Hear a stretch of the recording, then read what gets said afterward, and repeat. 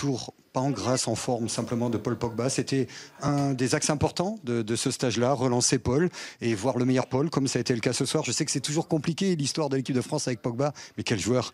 Sincèrement, elle n'est pas compliquée. Avec moi, elle n'est pas compliquée du tout. Elle est belle alors? Ben oui, après, il peut toujours faire mieux. Voilà, il avait des problèmes physiques avant de venir. La semaine lui a permis de les résoudre. Je pense que sa tête, ça lui a fait du bien d'être avec nous. Après, voilà, dans tout ce qui est créativité offensive, il sait faire.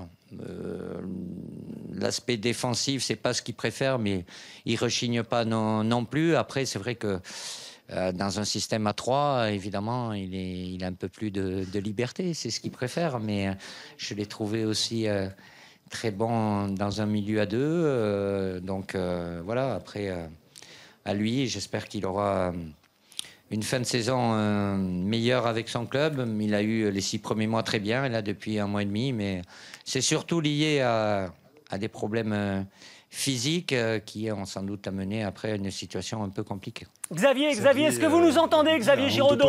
Xavier Giraudon, est-ce que vous nous entendez? Oui, ça y est, on a eu un petit problème de son, mais ça y est, c'est réparé. On va poser une question très journalistique à Didier Deschamps, mais c'est celle que tout le monde se pose ce soir. Didier, si vous nous entendez, la liste, c'est le prochain rendez-vous. Oui, je vous entends. C'est le 15 mai, la liste. Est-ce que ce soir, vous avez des certitudes? Est-ce que vous avez en tête vos 23 ou est-ce que c'est loin d'être définitif? On oublie les blessures et tout ce qui peut arriver, évidemment. Bah oui, mais si vous enlevez tout, alors j'ai plus à réfléchir. Est-ce que vous avez vos 23 aujourd'hui, en tête mais à quoi ça servirait que j'ai les 23 en tête aujourd'hui? Je ne sais pas encore qui sera en pleine possession de ses moyens. Hein. On verra d'ici la mi-mai. Ce que je peux vous dire, je vous le répète, voilà, au maximum, ça ira jusqu'à 4-5 interrogations. Peut-être pas forcément les mêmes que vous. Voilà. Après, le plus important, j'ai des enseignements encore à travers ces 2 matchs. Après, c'est par rapport à l'utilisation des joueurs dans des profils et le système ou les systèmes.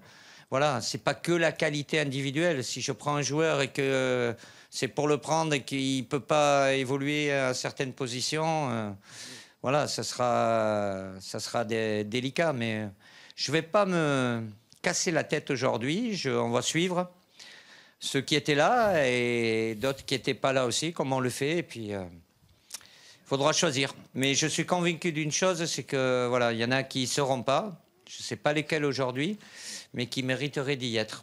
Alors, il y en a, ils préféreront X plutôt qu'Y. Voilà.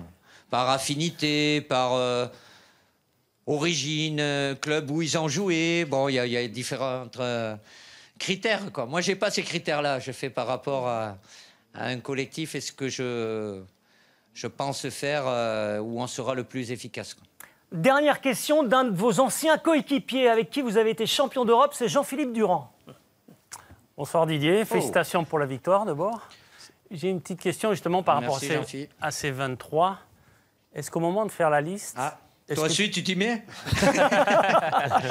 Non, mais sur ces 3 ou 4 interrogations que tu as, est-ce que tu vas privilégier des joueurs qui ont fait toute une saison, qui physiquement sont en pleine possession de leurs moyens, ou est-ce que tu peux intégrer des joueurs qui ont été blessés, qui sont sur le point de revenir, type Lacazette ou Mendy, par rapport à la complémentarité que tu cherches?